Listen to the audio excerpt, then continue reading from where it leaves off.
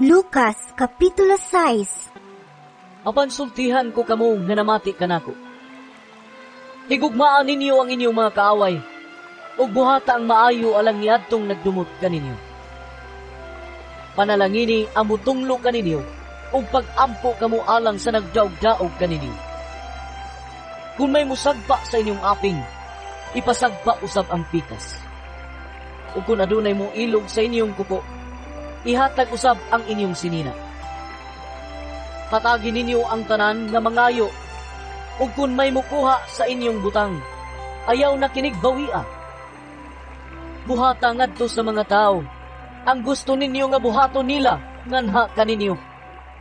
Kung maoray higugmaon ninyo sila, nga nahigugma kaninyo, nganong magpaabot pa man kamog panalangin. Bisan gani ang mga makasasala, nahigugma man niadtong nahigugma kanila. O kung maoray buhatan ninyog maayo kadtong nagbuhat kaninyog maayo, nganong magpaabot pa man kamog panalangin. Bisan gani ang mga makasasala, nagbuhat man niana. O kung maoray inyong pahulamon kadtong inyong gituuhan nga makabayad, nganong magpaabot pa man kamog panalangin. Bisan gani ang mga makasasala, magpahulaman ngadto sa mga makasasala, ug magpaabot sila nga bayran sa samang kantidad.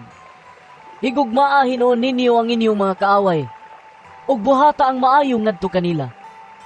Pahulama sila sa walay pagpaabot nga bayran, kaysa ingon niini, dako ang ganti nga inyong madawat, ug kamo mahimong mga anak sa labing halangdong Dios.